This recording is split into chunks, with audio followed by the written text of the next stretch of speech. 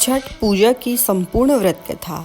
श्री जन्मेजय ने वैशंपायन से पूछा कि दुरात्मा दुर्योधन आदि द्वारा कपट रूप जुआ से परास्त पांडव लोग वनवास के लिए भेजे गए तो जंगल में जाके उन्होंने क्या किया।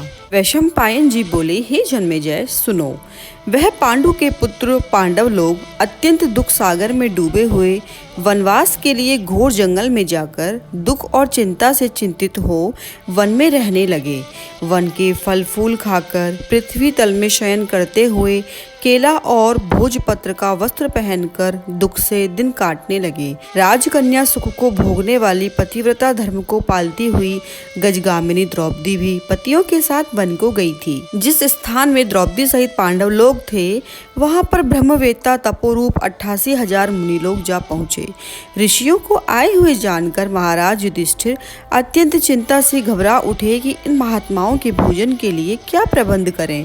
जब युधिष्ठिर को यह चिंता हुई कि भोजनार्थ क्या उद्योग करें तो मुख को चेष्टा मलिन किए स्वामी युधिष्ठिर को देखकर द्रौपदी अत्यंत दुख से व्याकुल हो गई।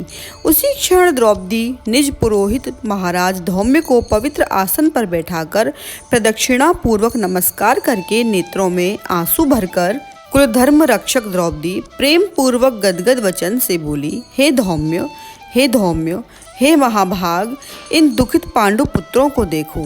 हे स्वामिन, इनके दुख को देखकर क्या आपका हृदय दुखी नहीं होता। दुख नाशार्थ कोई व्रत मुझसे कहिए जिससे इनके क्लेश शांत होवे।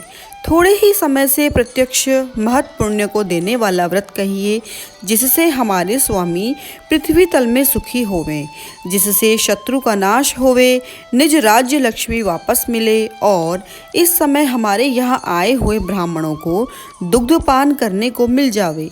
हे महाभाग, हे महाविभो, ऐसा कोई उपाय वर्णन कीजिए।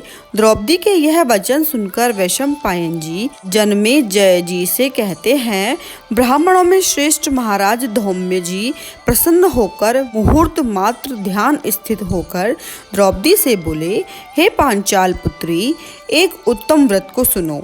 जिस व्रत को पूर्व समय में नागकन्या के उपदेश से सुकन्या ने किया था, हे महाभागे, स्त्रियों के साथ तुम अनेक विघ्नों को शांत करने वाले रवि षष्ठी व्रत को करो। द्रौपदी बोली, हे विप्र, आपका कहा हुआ व्रत कैसा है और उसकी विधि क्या है। इस व्रत में किसका पूजन किया जाता है, वह नागकन्या कौन थी और किस हेतु उसने इस उत्तम व्रत को किया था। हे महाभाग, वह सुकन्या अत्याश्चर्य रूपी व्रत को करने वाली कौन थी। हे शरणागत वत्सल, मेरे इस संशय का आप निवारण कीजिए। इस भांति द्रौपदी के प्रश्नों को सुनकर धौम्य जी बोले, हे देवी, सत्ययुग में एक शर्याती नामक राजा थे जिनके 1000 स्त्रियां थीं, जिनसे एक ही कन्या उत्पन्न हुई थी। उस राजा की कन्या को छोड़कर दूसरी संतान न होने के कारण वह कन्या अति प्रिय थी और वह पिता के घर में वृद्धि को प्राप्त होने लगी। कुछ समय के बाद वह कन्या चंद्रवत मुख, कमलवत नेत्र और कुंभ स्तनी होती हुई युवावस्था को प्राप्त हुई। बाल्यावस्था से ही वह कन्या पिता को प्राण के समान प्रिय थी। इस पृथ्वी लोक में उसके सदस्य दूसरी कोई ऐसी कन्या न थी कि जिसको हमने देखा हो, इससे उसका सुकन्या नाम पड़ा। एक समय राजा शर्याती मृगया के लिए गए। मंत्री, सेना, बड़े बड़े योद्धा और पुरोहित को संग में लेकर घोर जंगल को गए। शिकार खेलने के निमित्त राजा को जंगल में वास करते हुए 10 दिन व्यतीत हो गए।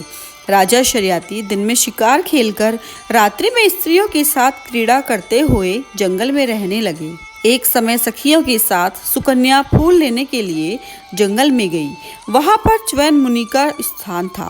सुकन्या मुनि की देह में दीमक लगी देखकर क्या देखती है कि मिट्टी के मध्य में मुनि के दोनों नेत्र जुगनू की भांति चमक रहे हैं। उसने विस्मित होकर उनकी दोनों आंखों को फोड़ दिया।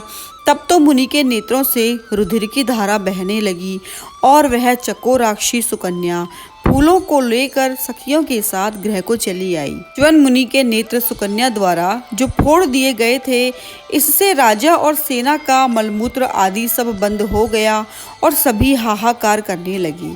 जब 3 दिन और रात्रि व्यतीत हो गई तो व्याकुल होकर अपने पुरोहित से राजा ने पूछा, हे मुनि सत्तम, किस हेतु हमारा मलमूत्र बंद हो गया है, सो आप दिव्य दृष्टि से देखकर कहिए।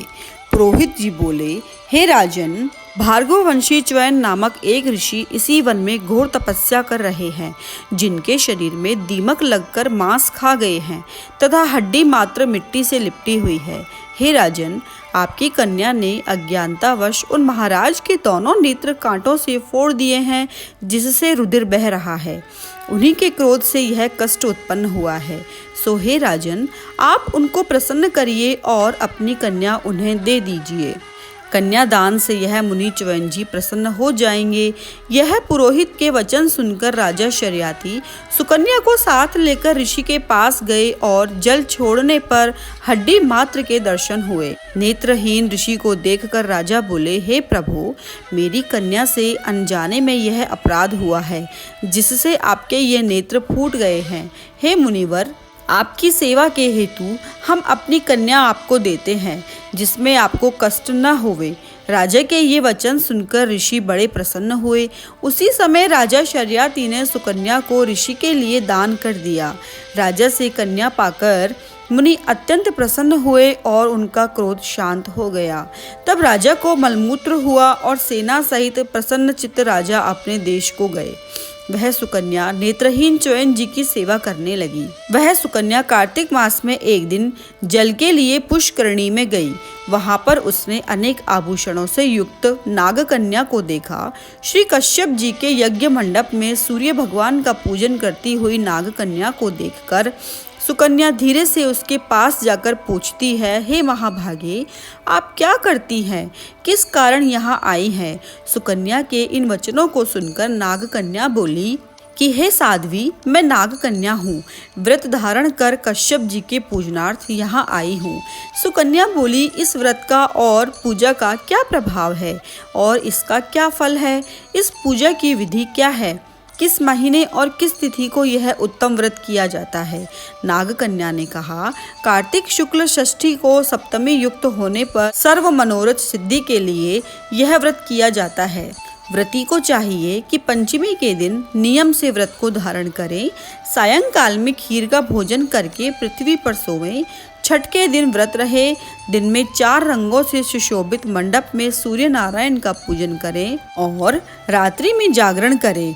अनेक प्रकार के फल और पकवान आदि का नैवेद्य और सूर्य नारायण की प्रीति के लिए गीत वाद्य आदि से गा बजाकर उत्सव मनावे। जब तक सूर्य नारायण का दर्शन न होवे तब तक व्रत धारण किए रहें। प्रातः काल सप्तमी को सूर्य नारायण के दर्शन करके अर्घ्य देवें। दूध, नारियल, कदली फल, पुष्प, चंदन से 12 नाम सूर्य के हैं, उन्हीं के नामों का उच्चारण करते हुए और प्रत्येक नाम से दंडवत प्रणाम करते हुए अर्घ्य देवें। जगत के सविता, जगत के नेत्र, जगत के उत्पत्ति पालन नाश के हेतु त्रिगुण रूप त्रिगुणात्मा ब्रह्मा विष्णु शिव रूप सूर्य नारायण को नमस्कार है। इस प्रकार इस व्रत के करने से सूर्य नारायण महाघोर कष्ट को दूर करके मनोवांछित फल को देते हैं। हे सुव्रते, हमने यह रवि षष्ठी व्रत तुमसे कहा। श्री धौम्य जी ने कहा, हे द्रौपदी, नागकन्या के इस वचन को सुनकर सुकन्या ने इस उत्तम व्रत को किया।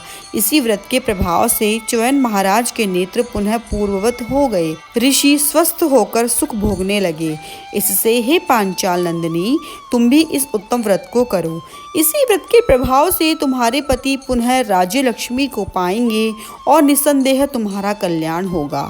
तब द्रौपदी ने धौम्य महाराज की आज्ञा से यह यथाविधि व्रत किया तो युधिष्ठिर जी ने अतिथि रूप में आए हुए ब्राह्मणों को भोजन देकर प्रणाम किया। वैशंपायन जी ने कहा, हे जन्मेजय, धौम्य जी से इस उत्तम व्रत को जानकर द्रौपदी ने किया और इसी व्रत के प्रभाव से द्रौपदी पांडवों सहित पुनः राज्य लक्ष्मी को प्राप्त हुई। जो कोई स्त्री इस पुनीत व्रत को करेगी उसके समस्त पाप नाश होकर सुकन्या की भांति पति सहित सुख को भोगेगी। इस व्रत का विधिवत उद्यापन करें। विधि विधान से प्रत्येक वर्ष व्रत करते हुए कथा को सुने, ब्राह्मणों को दक्षिणा देवें तो उसका मनोरथ सिद्ध होता है। जो कोई भक्ति युक्त इस कथा को सुनता है उसको पुत्र पौत्र धन संपत्ति तथा अक्षय सुख मिलता है। इस भांति कथा को सुनकर सूर्य नारायण को अर्घ्य देकर नमस्कार करते हुए श्रोता निज निज घर को जावें। धन्यवाद।